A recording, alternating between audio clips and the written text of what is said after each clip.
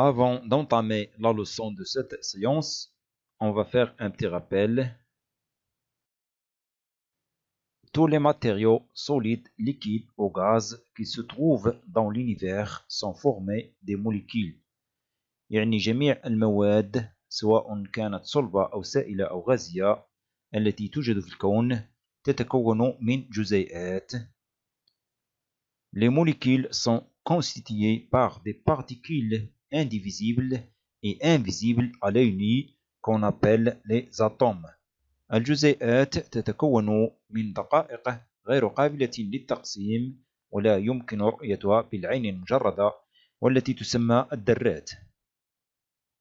On symbolise l'atome par la première lettre de son nom latin écrite en majuscule et parfois on ajoute la deuxième écrite en minuscule. نرمز للذرة بالحرف الأول من اسمها اللاتيني ويكتب مكبرا وفي بعض الأحيان نضيف الحرف الثاني ويكتب مصغرا. Donc la question qu'on va poser, quels sont les constituants de l'atome? يعني ما هي مكونات الذرة? C'est le but de cette leçon qui a pour titre les constituants de l'atome, مكونات الذرة. On va revenir à l'époque du début de l'atome et on trouve que l'histoire de l'atome était commencée par le philosophe Démocrite, 4e siècle avant Jésus. تاريخ الذرة بدأ مع الفيلسوف اليوناني ديموكريت في سنة 450 قبل الميلاد، يعني قبل سقراط، وقد قال أن المادة تتكون من جسيمات صغيرة جدا لا ترى بالعين المجردة وغير قابلة للتقسيم. ثم جاء من بعده تومسون سنة 1897 حيث قال أن الذرة تحتوي على دقائق سالبة تسمى الإلكترونات، وأعطى نموذجا للذرة كرية مملوءة بشحنات موجبة لها ارتباط بالإلكترونات. ثم جاء من بعده ريترفورد سنة 1910 حيث توصل إلى أن الذرة تتكون من نواة تحمل شحنة موجبة وحولها تتحرك شحنات سالبة تسمى الإلكترونات وبينهما فراغ. ثم جاء من بعده بوغ سنة 1922 وأعطى نموذجه للذرة وقال أن الإلكترونات تدور حول النواة وفق مدارات محددة.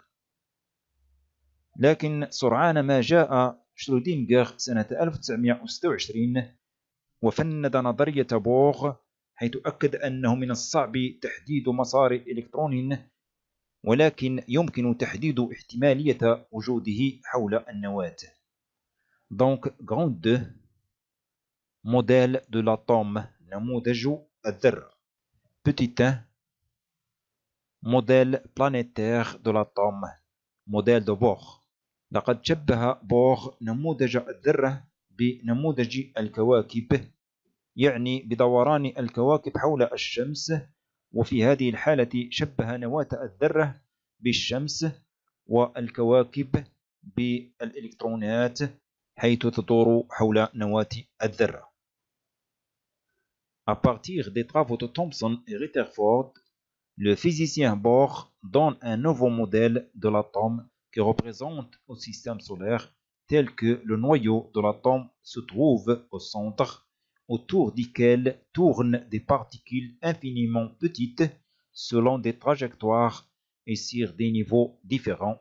Ces particules s'appellent les électrons. Petit 2, modèle actuel de l'atome, modèle de Schrödinger. النموذج الحالي نموذج شرودينغر. كما سبق قلنا بأن شرودينغر أكد أن الإلكترونات لا تدور حول نواة الذرة وفق مسارات ثابتة ومعروفة، وإنما تدور في مسارات يصعب تحديدها، وبالتالي هذا النوع من الدوران للإلكترونات يكون سحابة إلكترونية حول النواة. Le physicien Schrödinger a montré que les électrons n'ont pas des trajectoires précises, mais constituent un nuage électronique entourant le noyau. Petit 3, conclusion. L'atome est constitué d'un noyau autour duquel gravitent les électrons. الذرة تتكون من نواة وحول النواة تدور إلكترونات. On a dit que l'atome est constitué d'un noyau et des électrons. On va étudier la structure du noyau, c'est-à-dire qu'est-ce qu'on trouve dans le noyau. Donc, grand 3, la structure de l'atome. بنية الذرة. Petit 1, le noyau, c'est-à-dire نواة الذرة. On trouve dans le noyau d'un atome des particules portant des charges électriques positives et des particules neutres, c'est-à-dire ne portent pas des charges électriques. Pour cette année, on va s'intéresser qu'aux particules portant des charges électriques positives.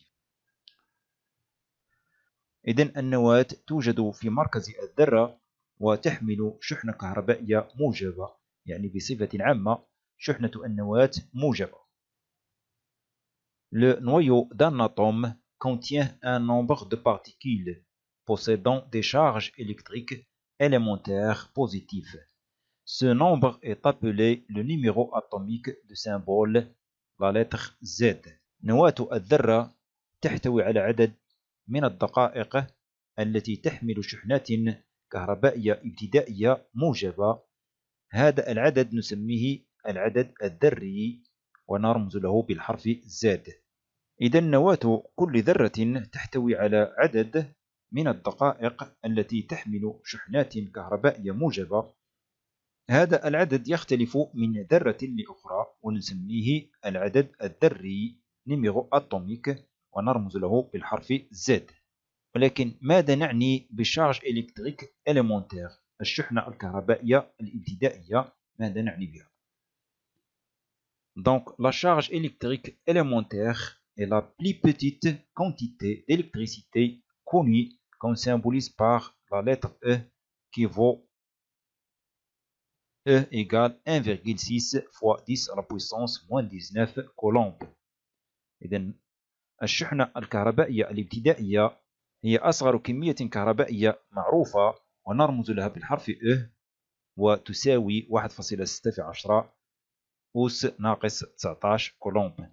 إذا نرمز لها بالحرف E نسبة إلى كلمة élémentaire. C signifie coulomb et représente l'unité internationale de la quantité d'électricité. إذا C نعني بها coulomb وهي الوحدة العالمية لكمية الكهرباء. Donc E égale 1,6 fois 10 à la puissance moins 19 coulombs représente quoi? Représente la charge électrique élémentaire. إذا ماذا نعني بشحنة كهربائية ابتدائية؟ هي أصغر كمية كهربائية والتي تحملها دقيقة واحدة من بين الدقائق التي تحمل شحنات كهربائية موجبة في النواة.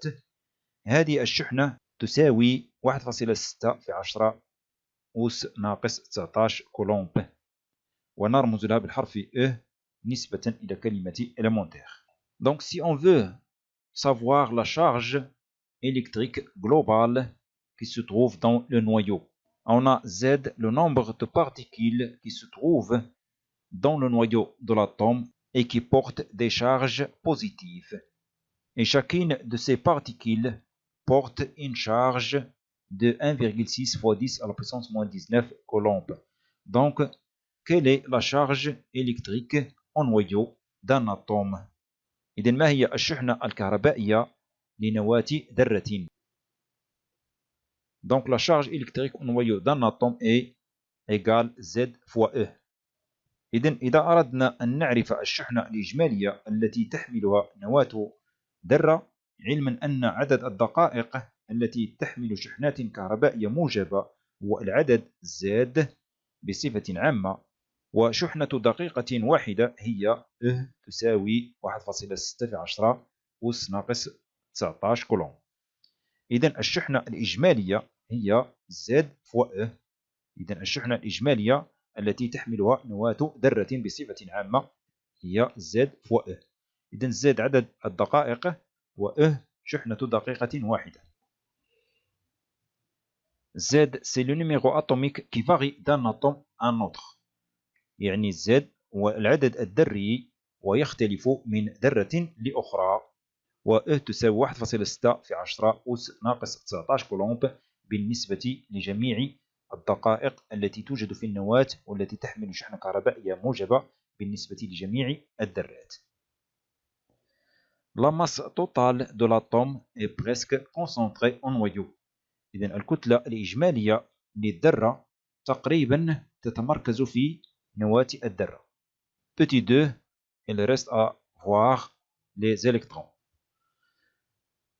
Les électrons sont des particules qui tournent autour des noyaux en formant un nuage électronique.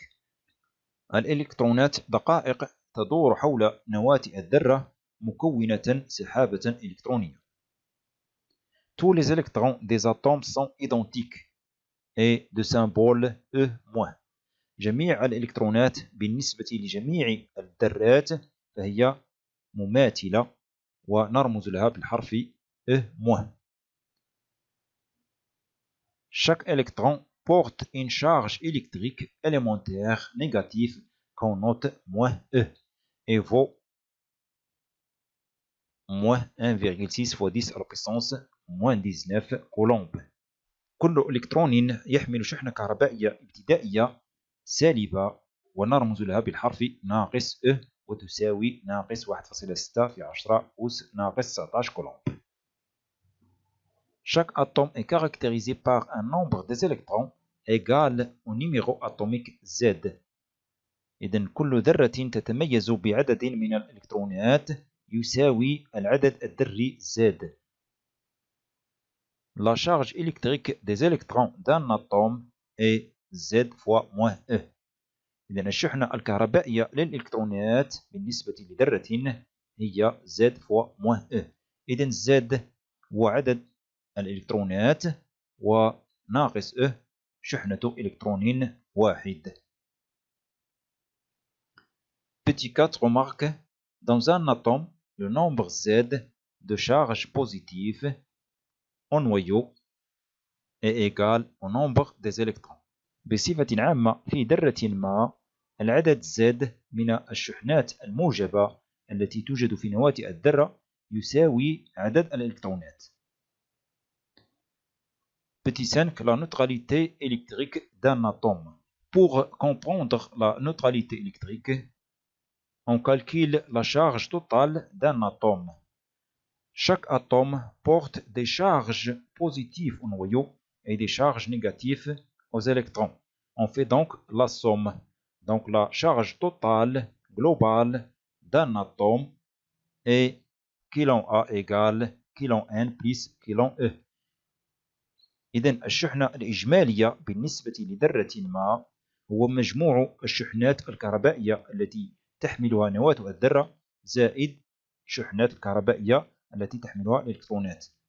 Donc κ N égale Z fois E plus κ E égale Z fois -E.